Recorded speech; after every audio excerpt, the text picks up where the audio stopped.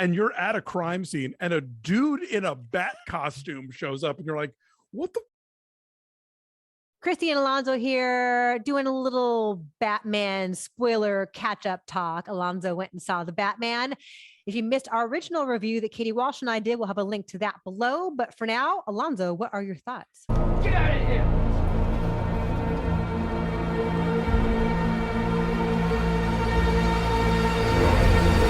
Okay, so the Batman, entertaining, fun. I like it. The thing that I liked best about it was we're so used to the Batman or to Batman existing and being like, oh yes, he lives in Gotham City and he fights crime and blah blah blah, and we've come to understand that as a thing that just makes sense. This movie puts you in the eyes of somebody. If you're a Gotham police, just like a cop, and you're at a crime scene and a dude in a bat costume shows up and you're like, what the fuck is he doing here? Like it puts you into that mindset where like, oh yeah, this is weird, right? Does everybody else see the guy in the bat suit?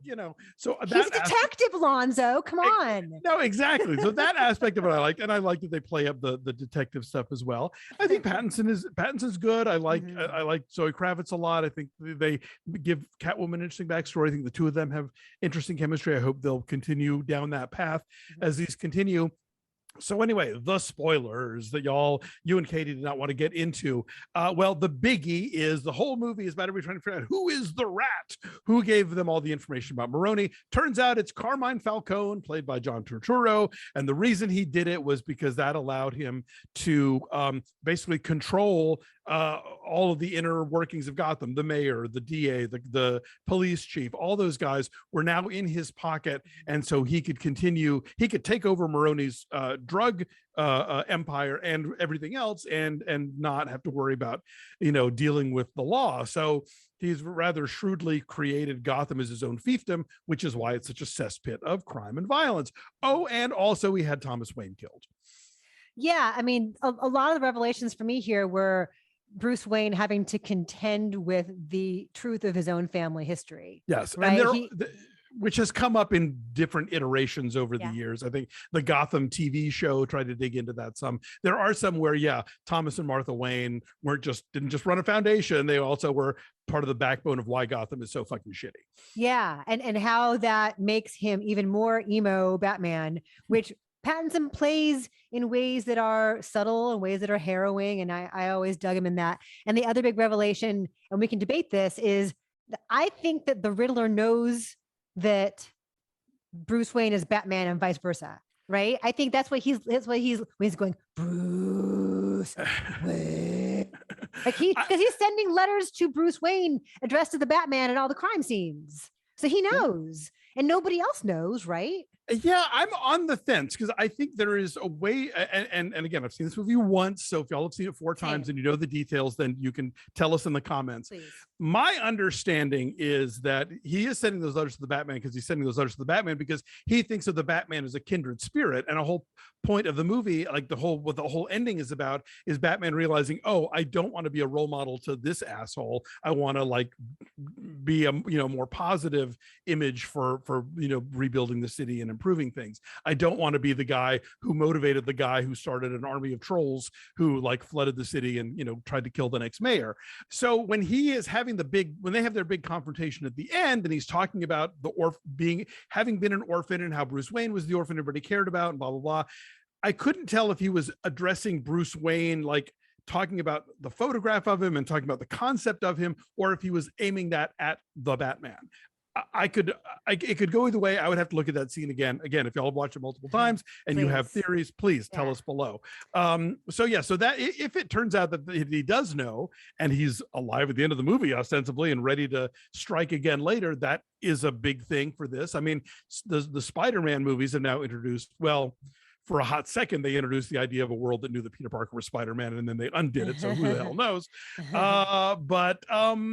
So that was interesting. And then, of course, at the end, we never see his face, but we hear his voice. It's the Joker, and it's Barry Keoghan, who's cool casting for that. Yeah.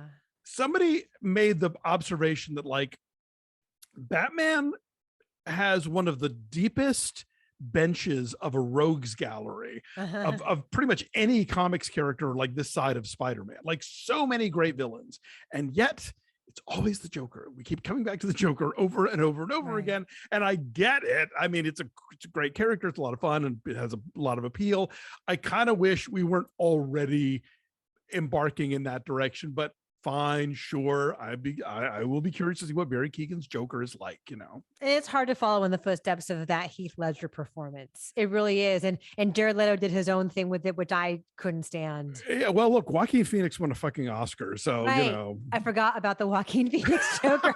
He got his own entire movie. He got to dance on the stairs. Exactly. Yeah, I think that he is addressing Bruce Wayne as having been there at the orphanage the day that his dad launched his mayoral campaign, and the Riddler was there too as an orphan. And I think he knows that Bruce Wayne is the Batman and is just trying to torment him and say, like, you know, look what happened to you and what a great future you had and mine sucked. So I think that's what that's about. The other thing is that Zoe Kravitz is John Turturro's daughter. Oh, right. Yes. Indeed. That is established.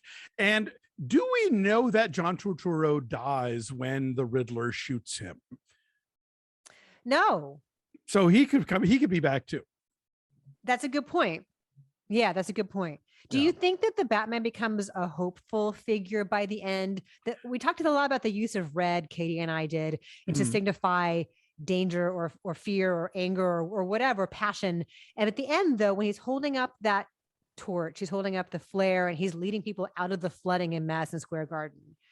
That feels like it becomes a symbol of hope, ultimately. Do you feel like he's evolved by the end of this? No, I think so for sure. I think the whole thing about him putting people on the gurneys that are being taken up by the helicopters and stuff, he is the whole beginning, the whole opening of the film when we don't even see him, it's the creature of the shadows, and people are afraid of what's in the shadows, and people who are doing bad things are looking over their shoulder for this guy, and fear is what he's using. Fear is his modus operandi.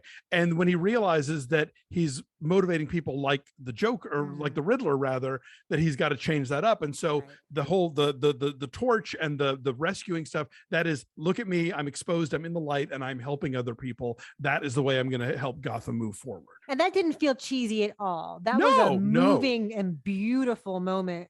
It felt of a perspective. Yeah, it felt of a piece with the rest of the movie, which I'm not going to go so far as to say, oh, it's like David Fincher made a Batman movie. It's like, yes, I see what you're saying, but no. But nonetheless, yeah, I think that his character undergoes, and again, I think we can, you know, people will get mad, but this is something you can put up with the new Scream, with Ghostbusters 2016. This is a movie about toxic fan culture.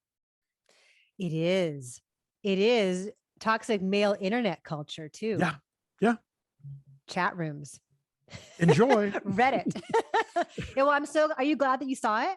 Oh, absolutely. Yeah. And it was, believe me, for a first movie back, to see this thing in IMAX was just like a big whoa, you know. But yeah, no, I liked it a lot. Andy Serkis is a great Alfred. Like I'm down for Matt Reeves's ongoing thing with this, if he makes 2 or 3 or whatever, and see where this all comes out.